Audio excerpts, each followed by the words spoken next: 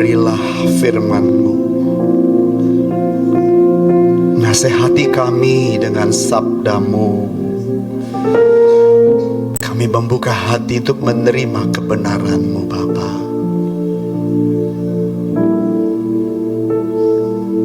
Terima kasih Tuhan. Kami sambut kebenaran-Mu dengan hormat, dengan rasa syukur. Hanya di dalam nama Tuhan Yesus Kristus. Haleluya. Bersama kita katakan amin, amin. Silakan duduk Bapak Ibu, saudara-saudara terkasih di dalam Tuhan. Selamat siang, shalom.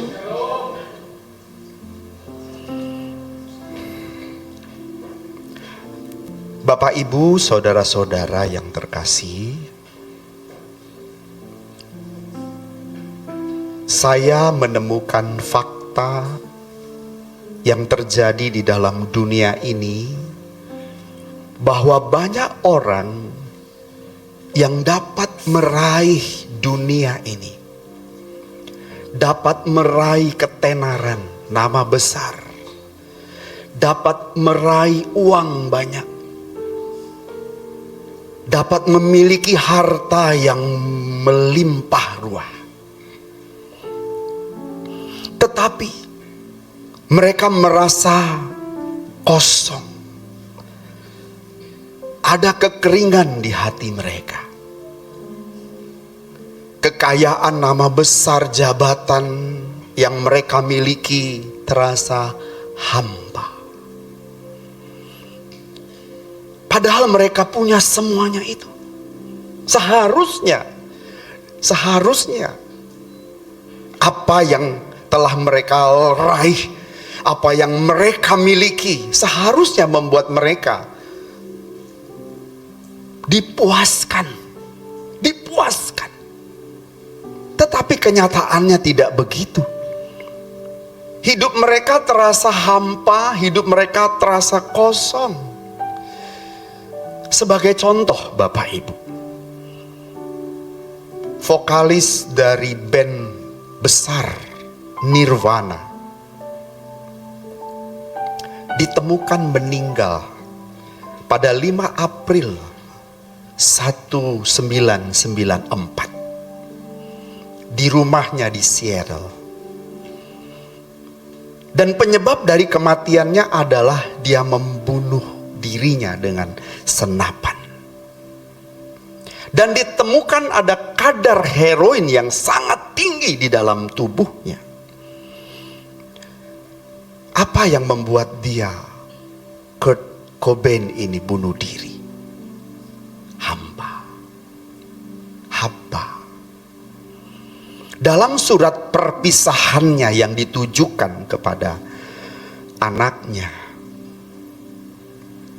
dia menulis begini: I haven't felt the excitement of listening or creating music for many years. Dia kehilangan kesenangan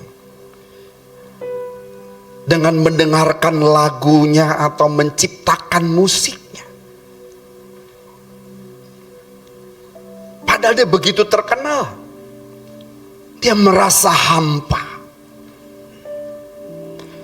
Whitney Houston, dia seorang penyanyi gereja awalnya, tetapi kemudian menjadi seorang penyanyi yang melegenda. Siapa yang tidak tahu dengan Whitney? Dengan suara emasnya, lagu-lagunya enak didengar. Tetapi di tahun-tahun terakhir hidupnya, dia menyadari bahwa dia jauh dari Tuhan, sehingga dia mengalami kekosongan spiritual. Itu sebabnya dia mengatakan begini: I was looking for love in all the wrong places. Dia berharap dapat cinta yang sejati dari suaminya, ternyata tidak. Dan pada tahun 11 Februari 2012, beberapa fakta diketahui sebelum ia meninggal. Ia tampak gelisah. Suaranya mulai melemah. Emosinya tidak stabil. Kecanduan heroin belum pulih sepenuhnya. Dan teman dekatnya mengatakan begini. Ini kata-kata yang sering diucapkan. She felt lonely, even in a room full of people. Jadi kata-kata yang sering diucapkan adalah lonely dan lost. Walaupun seseorang punya harta banyak, uang banyak, kedudukan jabatan, semuanya itu tidak menjamin kita memiliki sukacita yang sejati. Semuanya itu tidak bisa memuaskan jiwa saudara dan saya. Tidak bisa. Kita tetap bisa merasa hampa walaupun memiliki dunia ini. Mengapa Bapak Ibu? Mengapa? Karena ini Bapak Ibu. Karena manusia tidak diciptakan untuk mengumpulkan, tetapi manusia diciptakan untuk memberi. Manusia tidak diciptakan untuk mengumpulkan, tetapi manusia diciptakan untuk memberi. Jadi hidup menjadi lebih hidup itu bukan karena kurang fasilitas, tetapi sebetulnya karena kurang makna. Banyak orang yang memiliki segala sesuatu tapi merasa hampa karena hidupnya tidak bermakna. Hidupnya tidak berarti. Saudara mau memiliki hidup yang berarti? Saudara mau memiliki hidup yang bermakna? Satu jalannya Bapak Ibu, melayani Tuhan. Saudara mau memiliki hidup yang bermakna? Satu ini jalannya, melayani Tuhan. Saudara bisa punya segalanya tapi kosong. Orang-orang yang melayani Tuhan dengan sungguh-sungguh tidak mungkin merasa kekosongan dalam jiwanya. Tidak mungkin. Saya sepanjang hidup tidak pernah menemukan ada orang yang mengasihi Tuhan sungguh-sungguh, melayani Tuhan sungguh-sungguh, memiliki kehampaan di dalam hidupnya. Tidak mungkin. Tidak mungkin. Karena pelayanan itu adalah seperti nafas. Pelayanan itu seperti nafas. Saudara berhenti bernafas, mati. Lagi pula manusia diciptakan bukan untuk meraih, memiliki, mencari atau mengumpulkan. Manusia diciptakan untuk memberi. Pelayanan itu memberi, seperti nafas. Bapak Ibu coba tarik nafas. Itu berarti kan mengambil. Tarik nafas dan jangan pernah dibuang. Apa yang terjadi? Paru-paru kita bisa meledak, pecah. Tarik nafas tapi saudara tidak pernah membuangnya. Tahan terus, mati kita. Melayani itu seperti nafas. Tarik, buang. Tarik, buang.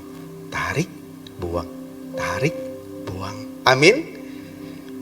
Selama itu kita lakukan, hidup kita akan berarti. Hidup kita akan bermakna. Dan contoh hidup yang paling radikal Yaitu contoh hidup Tuhan Yesus mengenai hidup yang bermakna.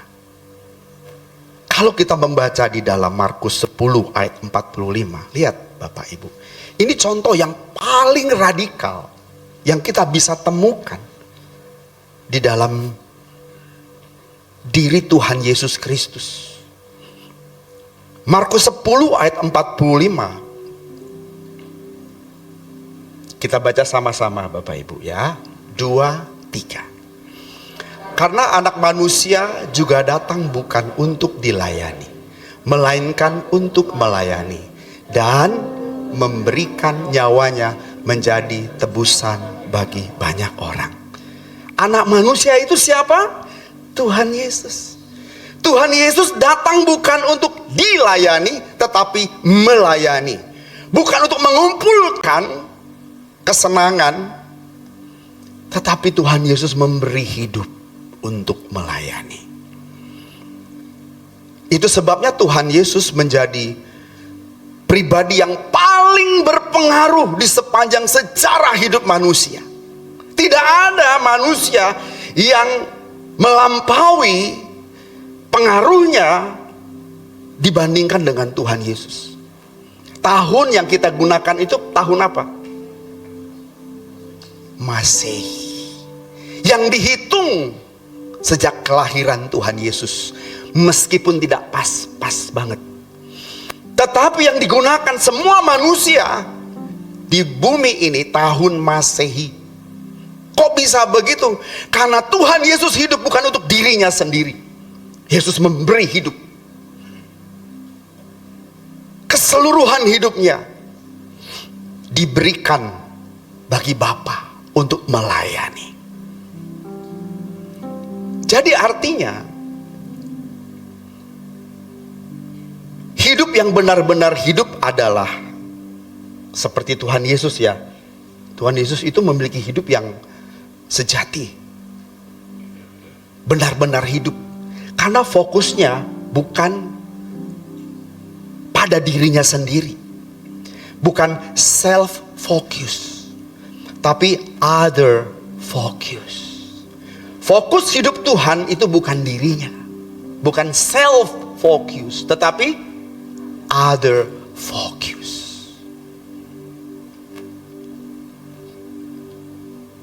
Kalau kebanyakan kita hidup untuk diri sendiri, bukan untuk orang lain. Tapi Tuhan Yesus tidak pernah memikirkan dirinya, hidup untuk orang lain. Itu yang membuat Tuhan Yesus memiliki hidup yang bermakna, sangat radikal. Tuhan gak mikirkan yang lain. Tuhan tidak memikirkan kesenangan dirinya. Tuhan Yesus punya kesukaan gak Bapak Ibu ketika dia ada di bumi? Punya gak kesukaan? Mainan kesukaan, makanan kesukaan, ada gak? Kira-kira ada gak? Sebagai manusia, walaupun tidak dicatat di Alkitab ya, kita gak tahu pasti, tetapi namanya manusia, waktu di tengah-tengah dunia dia bisa lapar juga kan ya, bisa makan juga, pasti dia punya kesukaan. Walaupun Alkitab tidak menceritakan, dan memang gak penting diceritakan. Buat apa diceritakan? Ya kan? Buat apa? Tapi pasti punya kesukaan. Meskipun begitu, Tuhan tidak memilih kesukaan itu menjadi bagian dari hidupnya yang dipegangin terus. Gitu ya. Pasti ada kesukaan. Namun karena Tuhan Yesus sadar bahwa dia datang bukan untuk dilayani, melainkan melayani, fokus hidupnya bukan dirinya, bukan self focus, tapi other focus. Nah sekarang Bapak Ibu, kita harus mencontoh hidup Tuhan Yesus. Yang setuju katakan amin. Jangan contoh hidup yang lain, contoh hidup Tuhan Yesus. Kalau hidup pendeta boleh nggak? Pendeta yang hidupnya mencontoh Tuhan Yesus. Kalau pendeta yang tidak mencontoh, mengikuti jejak Tuhan Yesus, ya nggak usah diikutin. Setuju? Ikuti jejak Tuhan Yesus. Sekarang jemaat Tuhan, saudara-saudara,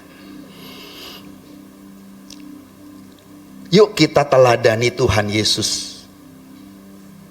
Jangan jadi penonton, jadilah pelayan. Kiri kanan katakan, jangan jadi penonton, jadilah pelayan. Saudara mau mencontoh Tuhan Yesus? Mau. Tuhan Yesus itu pelayan yang sejati. Pelayanan yang harus kita tiru, kita contoh. Dia tidak memikirkan dirinya, dia memikirkan pelayanan dan memikirkan orang lain. Kalau Tuhan Yesus hanya memikirkan dirinya, dia bisa senang-senang Bapak Ibu. Benar. Tapi dia tidak lakukan itu. Malaikat Tuhan bisa melayani dia, tapi dia tidak minta malaikat Tuhan untuk melayani. Lihat ketika dia digoda oleh setan, dibawa ke bumbungan, setan bilang apa? Loncat. Bukankah Alkitab berkata ketika engkau loncat, anak Allah loncat, maka malaikat akan menatangmu. Benar kan? Tuhan Yesus lakukan itu? Enggak. Tuhan bisa unjuk gigi. Anak Allah dijagai malaikat. Enggak Bapak Ibu. Karena fokusnya bukan self, tapi other. Saudara dan saya. Itu fokusnya Tuhan. Nah sekarang kita harus ikuti Tuhan Yesus. Hidup Tuhan Yesus sepanjang di bumi adalah melayani. Saudara dan saya harus melayani Tuhan. Supaya apa? Supaya saudara dan saya memiliki hidup yang bermakna. Jika kita tidak melayani Tuhan, kita tidak memiliki hidup yang bermakna atau tidak memiliki arti. Saudara akan merasakan kehampaan kalau hidup untuk diri sendiri, hidup untuk harta. Saudara akan merasakan kehampaan. Itu dua contoh tadi saya sampaikan. Masih banyak contoh lain. Elvis Presley, sebelum dia meninggal dia berkata apa? Ini kalimat terakhirnya. Baru sadar dari maboknya. Baru sadar dari maboknya. Jadi sudah beberapa hari dia mabok. Begitu sadar dari maboknya, satu kata yang dia minta. Give me my first attack. Bos, 3 hari bos belum sadar-sadar. Sekarang masih mengatakan give me my first attack. Dia minta pil lagi untuk dia mabok. Dan itu pil terakhir sebelum dia meninggal. Apakah pil itu bisa memuaskan dahaga jiwanya? Tidak, benar. Elvis Presley itu punya segalanya. Bahkan mobilnya Elvis itu zaman itu sudah punya otomatis, jendela otomatis, cetet gitu, dan tombolnya itu dari emas. Saudara punya pencetan itu di mobil saudara, power window-nya ada dari emas. Hah? Emas-emasan, dicat kuning.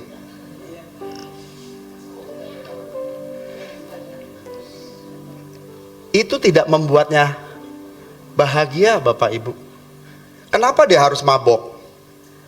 Ada kehampaan, kekosongan. Jadi Bapak Ibu kita mesti melayani Tuhan.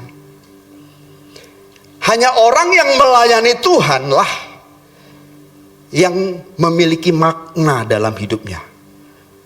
Atau hidupnya akan bermakna. Amin.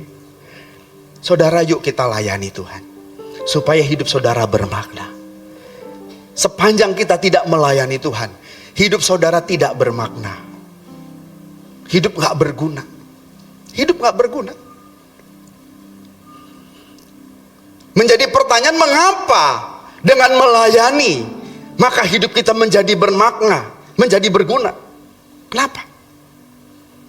Satu, karena manusia diciptakan untuk melayani Tuhan. Coba kita lihat di dalam Efesus 2 ayat 10. Manusia diciptakan untuk melayani. Kita baca sama-sama ya. 2, 3. Karena hidup kita ini buatan Allah, diciptakan dalam Kristus Yesus untuk melakukan pekerjaan baik yang dipersiapkan Allah sebelumnya. Ia mau supaya kita hidup di dalamnya. Kita ini buatan Allah, poiema, buatan Allah, masterpiece, karya agungnya Tuhan, karya agungnya Tuhan Yesus, ya, karya agung Tuhan Yesus. Saudara, ini berbicara tentang hidup kita di zaman ini. Kita adalah karya agung buatan Tuhan Yesus yang diciptakan baru atau lahir baru. Iya, kita diciptakan Tuhan Yesus, tapi dalam pengertian diciptakan lahir baru. Jadi kita semua ciptaan Tuhan Yesus. Sama-sama katakan satu dengan lain. Yang lain katakan, kamu ciptaan Tuhan Yesus. Kan Tuhan Yesus yang menjadikan kita lahir baru, diciptakan baru. Ya Pak Alek. Nah, diciptakan baru untuk apa? Melakukan pekerjaan baik. Melakukan pekerjaan baik apa itu? Melayani. Melayani. Saudara diciptakan untuk melayani. Bukan melayani diri sendiri. Yang fokusnya adalah seperti Tuhan Yesus, bukan self. Tetapi bukan self focus, tetapi other focus. Semua kita diciptakan untuk melayani.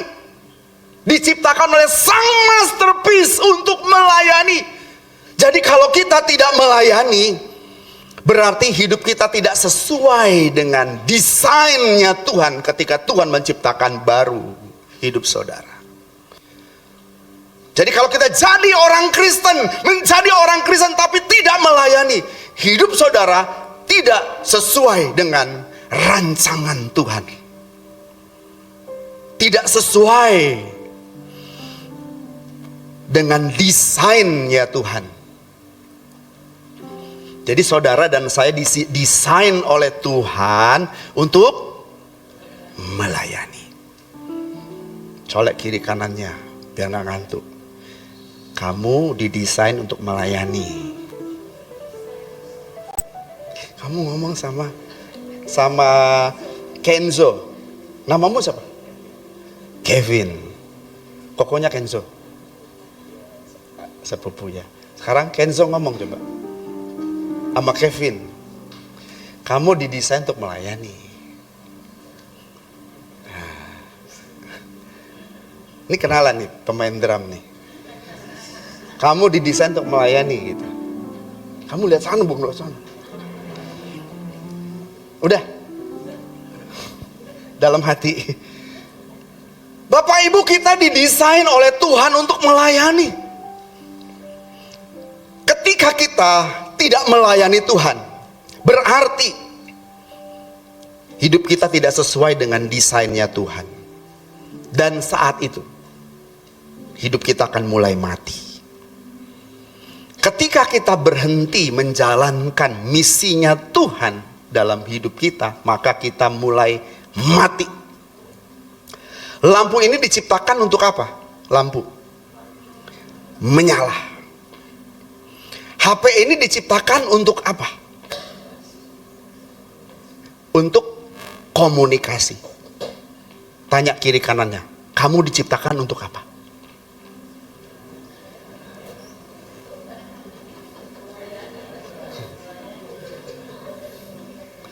Diciptakan untuk, berikan tepuk tangan bagi Tuhan. Saudara diciptakan untuk melayani. Kalau kita tidak melayani, berarti hidup yang kita gulirkan tidak sesuai dengan rancangan Tuhan. Bapak Ibu, di tempat ini kita diajar, dididik untuk melayani.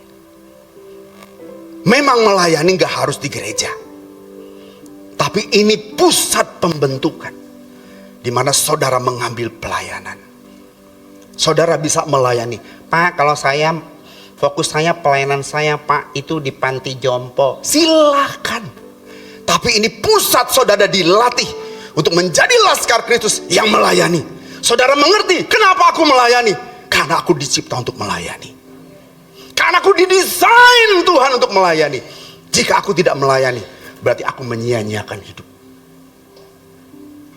Jika aku tidak melayani Tuhan, berarti aku memboroskan hidup. 70-80 tahun hidup kita. Ibu Margaret, sisa berapa tahun? 70-80 tahun. Berapa sisa kita kalau sekarang umur kita sudah 70 tahun? Berapa sisanya, Pak? Kok Mbah udah 70 tahun ya? 70 sampai 80 tahun, kurang 3 tahun. Ini pun sudah bonus ya, Pak. Hidup tuh gak terasa. Sekarang kita sudah mau mengakhiri 2025 masuk 2026. Singkat banget. Jadi kalau kita tidak melayani, pemborosan namanya. Pemborosan hidup. Menyia-nyiakan hidup yang diberikan Tuhan. Saudara boleh, Pak, kalau saya ya Pak, kalau saya itu fokus pelayanan saya adalah para waria. Nggak apa-apa kalau itu panggilanmu, layani. Tapi di sini saudara dibentuk di sini, setia di sini. Kebenaran terus disampaikan untuk mencerahkan pikiran, sehingga kita punya alasan kuat kenapa aku melayani. Di sini saudara memulai pelayanan. Apapun pelayanan saudara nanti, nggak mesti di gereja, Pak. Betul, setuju. Tapi mulailah di sini saudara belajar kebenaran. Mulailah pelayanan di sini dulu. Kalau di sini saja gagal, Bapak Ibu, baru masuk jadi pengurus, tersinggung, marah, lengser, bagaimana mau melayani di luar, Bapak Ibu? Habis di situ pada jahat-jahat. Saudara pikir di luar lebih baik? Banyak serigalanya ya. Tapi saudara jangan curigala dengan saya. Saya mau menyesatkan saudara, tidak.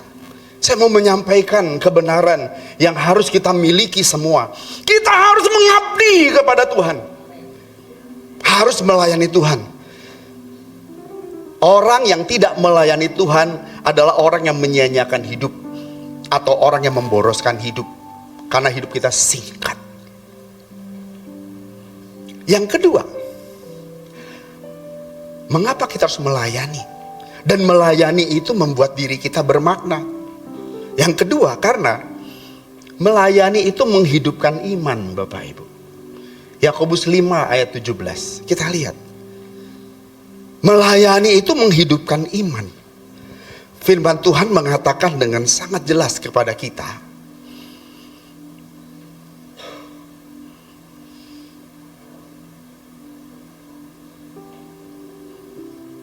Yakobus 2 ayat 17 maksud saya, mohon maaf. Kok beda gitu?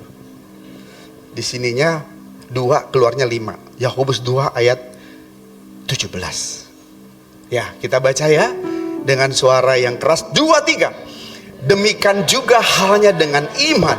Jika iman itu tidak disertai perbuatan, maka iman itu pada hakikatnya adalah mati. Jika iman tanpa perbuatan, pada hakikatnya mati. Ini bukan berarti maksudnya kalau kita tidak melayani, atau begini maksudnya, pelayanan itu adalah alat keselamatan. Supaya kita diselamatkan, kita melayani. Bukan. Kita diselamatkan hanya oleh anugerah Tuhan melalui pengorbanan Kristus di kayu salib. Tetapi yang dimaksud di sini adalah dengan pengorbanan Tuhan Yesus, saudara diselamatkan. Saudara beriman, tapi iman itu jangan biarkan mati. Supaya iman tidak mati, apa yang kita lakukan? Melayani. Dengan melayani, maka iman kita hidup. Bagaimana membuat iman kita tetap hidup? Melayani. Dengan melayani, iman saudara menyala. Dengan melayani, iman saudara akan tetap hidup. Sebab gini, ketika kita melayani, maka kapasitas hati kita, kapasitas Tuhan di hati kita akan lebih besar. Kasih kita kepada sesama akan lebih besar. Saudara, dengan saudara melayani Tuhan nih, tadinya biasa-biasa ya. Saya ajak saudara ke tempat yang penuh dengan kaum marginal. Saudara lihat di situ betapa susahnya mereka hidup dibandingkan dengan saudara. Yang terjadi dalam hidup saudara apa? Kapasitas hati kita diperbesar. Saudara akan sadar betapa beruntungnya saudara dibandingkan orang-orang ini. Ngerti gak Bapak Ibu? Kalau saudara nggak pernah ke sana, nggak tahu. Nggak pernah turun, ya nggak tahu. Saudara dibawa ke tempat di mana ada orang-orang yang tidak lama lagi mati. Udah terminal ill. Kumpul di situ kita melayani mereka. Mereka takut mati. Saudara sehat. Selama ini pusat fokus kita uang, kerja. Begitu saudara saya bawa ke sana, ikut melayani orang-orang yang sudah masuk di terminal kematian, sudah boarding, sebentar lagi berangkat. Saudara baru tahu betapa berartinya hidup itu. Berarti di situ ketika saudara menyadari betapa mahalnya kesehatan, betapa berartinya hidup, saudara baru memiliki kapasitas hati yang diperbesar. Bisa paham Bapak Ibu? Selama saudara tidak ikut melayani, kapasitas hati saudara tidak lebih besar, tidak diperbesar. Cintamu kepada Tuhan juga tidak lebih besar.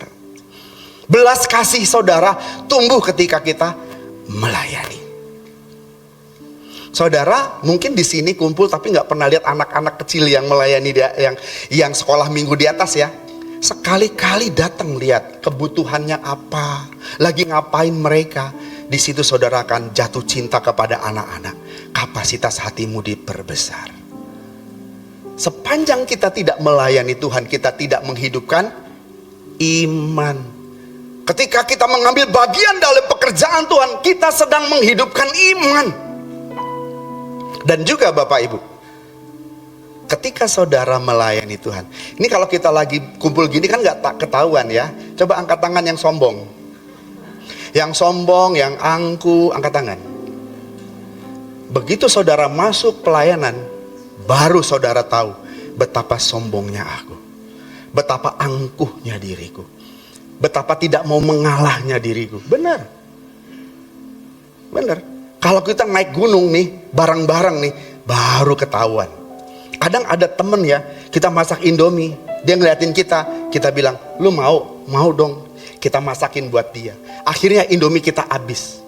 Gitu Indomie kita habis, dia masuk ke hutan, ke pohon-pohon semak-semak, dia masak sendirian. Ngerti maksudnya?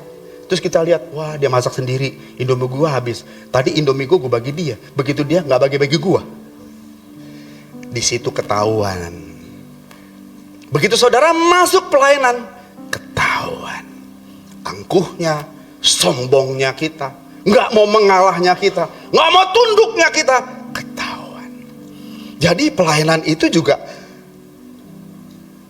cara Tuhan untuk menghidupkan iman kita, mengembangkan iman kita, supaya kita makin serupa dengan Tuhan Yesus. Begitu kita di depan terima tamu, ada jemaat yang lewat aja, tersinggung nggak? Tersinggung nggak? Tersinggung ya Bu ya. Nah di situ kita diuji. Tersinggung nggak kita? Begitu mau kasih tos, dia gini doang. Tos. Tersinggung nggak Bapak Ibu? Ada yang tersinggung. Setan loh. Marah dia.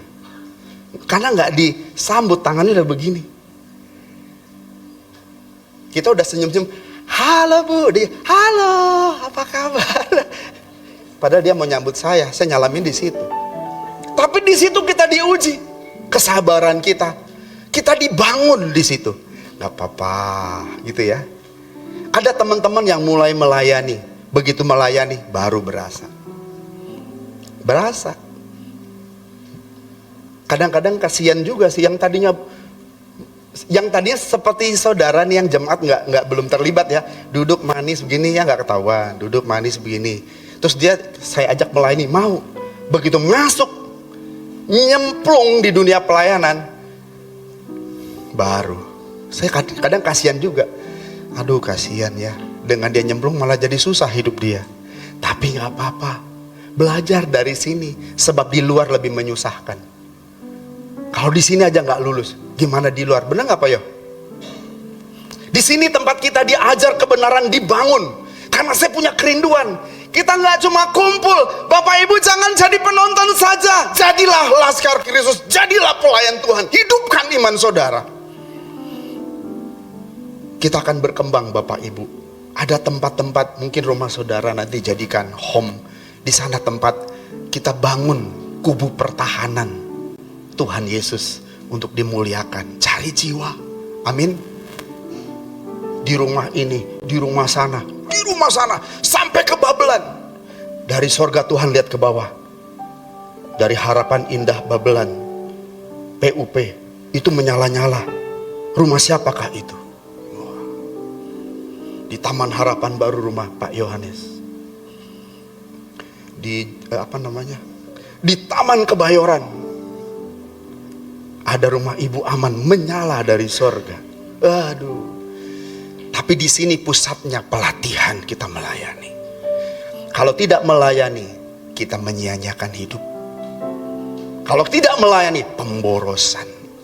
Sebab begitu kita dipanggil pulang, bawa apa saudara? Bawa apa?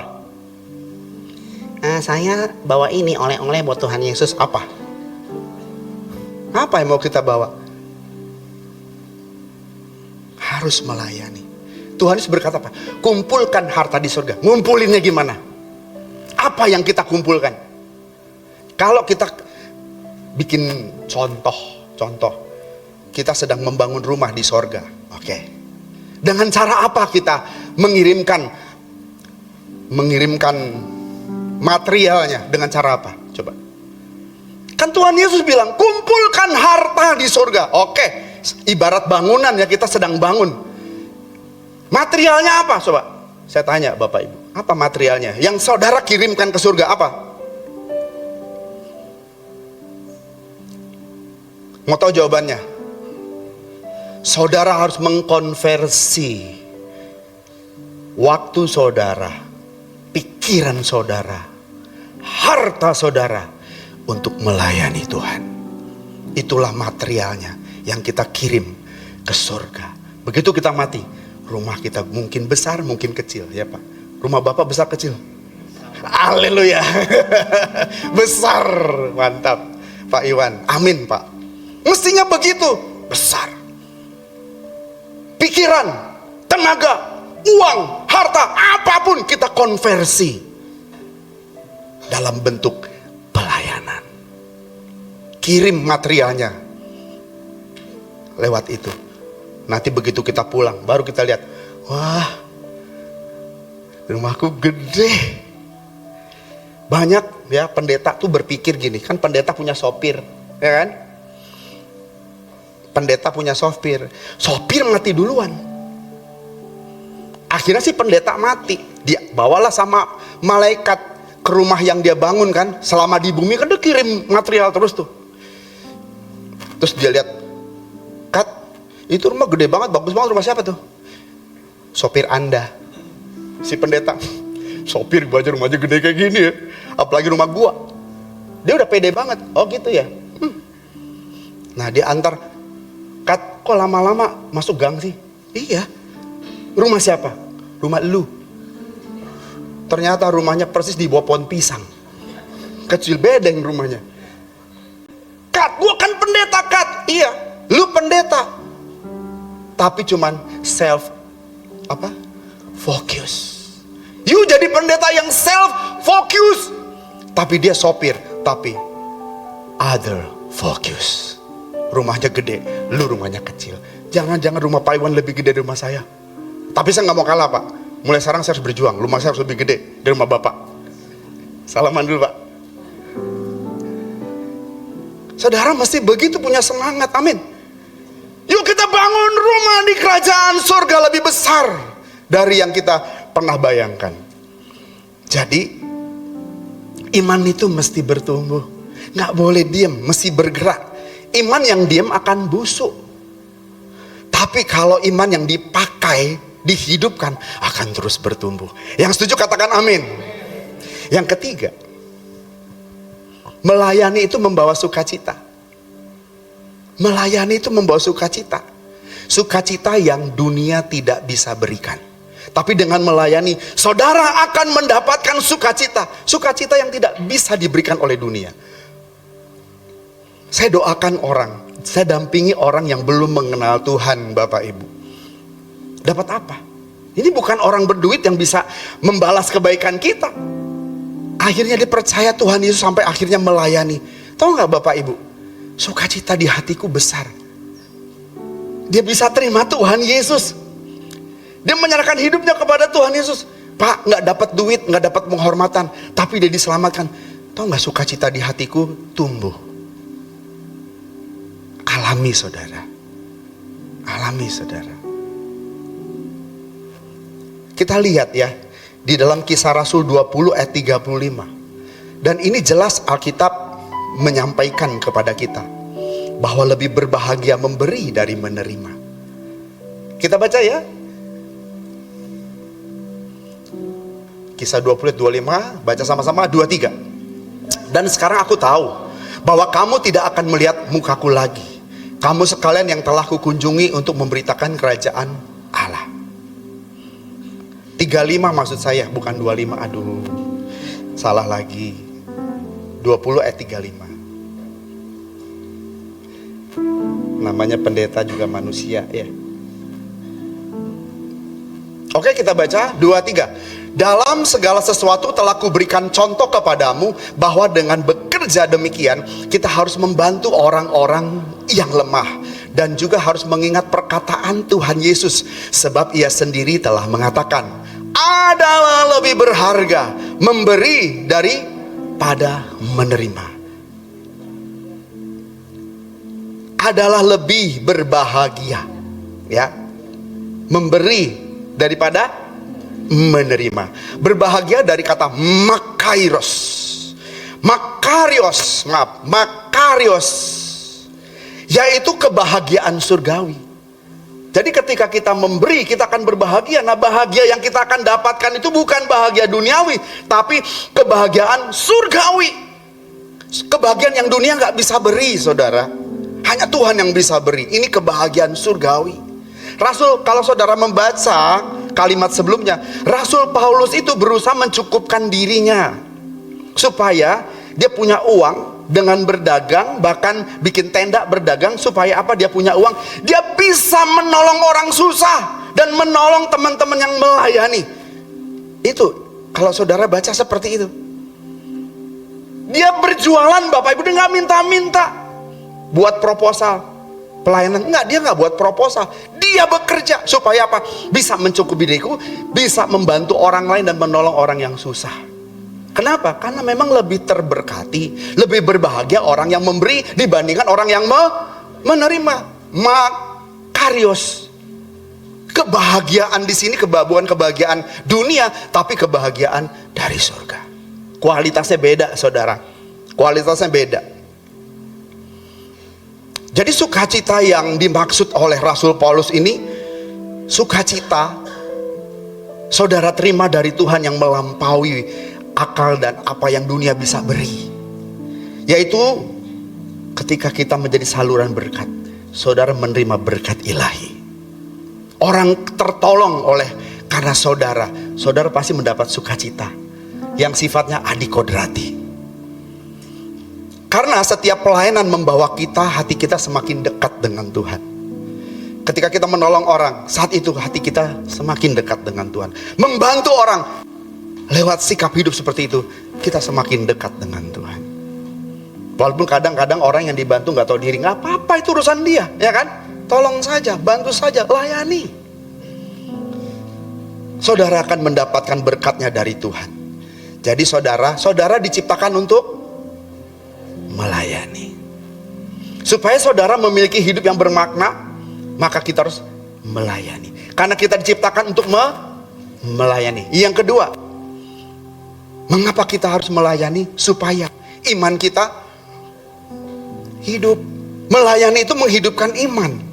Dan yang ketiga, dengan melayani, saudara akan menerima sukacita dari surga yang melampaui sukacita dunia ini. Kalau dunia ini sukacita, ya punya duit, bisa jalan-jalan, tapi itu sementara. Saudara punya duit jalan-jalan, sampai di luar negeri kecopetan, hilang sukacitamu. Saya berdoa saudara gak kecopetan.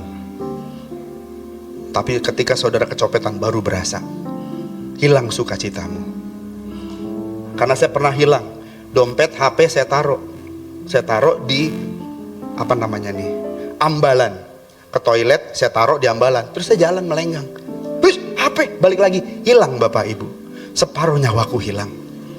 Hilang sukacitaku. Tapi kalau kita jadi saluran berkat, memang hilang uang kita, keluar uang kita, tapi sukacita ilahi diberikan Tuhan kepada saudara. Gitu. Melayani itu membuat kita menerima sukacita surgawi. Saudara, di Timur Tengah itu, di Israel itu ada danau, namanya Danau Galilea. Itu Danau Galilea penuh dengan ikan. Danaunya bersih. Kenapa bisa bersih? Kenapa banyak ikan? Di sana ada kehidupan. Kenapa bisa? Karena airnya itu mengalir Bapak Ibu. Jadi dari mata-mata air di sekitar pegunungan yang ada di Galilea, semua jatuh ke Danau Galilea. Tapi di sebelah selatan Galilea itu juga ada danau yang disebut Laut Mati. Pertanyaannya, dari mana sumber air Laut Mati? Dari Danau Galilea. Tapi kalau di Danau Galilea ada kehidupan, di Laut Mati tidak ada kehidupan. Pertanyaan saya, kenapa di Laut Mati tidak ada kehidupan? Karena airnya stop. Laut Mati, danau sebetulnya itu, danau Laut Mati, dia hanya menerima, dan tidak pernah mengalir. Itu sebabnya tidak ada kehidupan. Saudara tidak boleh jadi penonton. Saudara harus mengalirkan kembali berkat Tuhan. Jadilah orang yang melayani Tuhan. Amin. Saudara mau melayani Tuhan. Kalau saudara melayani Tuhan, saudara akan menemukan hidup saudara. You find your life when you give it away. Itu kata Tuhan Yesus yang saya parafrase. Saudara akan menemukan hidup ketika saudara menyerahkan hidup. Ketika saudara menyerahkan hidup saudara, saudara akan menemukan hidup. Yuk melayani Tuhan. Saudara mau melayani Tuhan? Mari bersama-sama melayani Tuhan. Jangan jadi penonton, ambil bagian. Temukan tempatmu dalam pekerjaan Tuhan. Gumuli, saudara akan menemukan betapa dahsyatnya pelayanan itu. Tuhan berkati. Haleluya. Amin.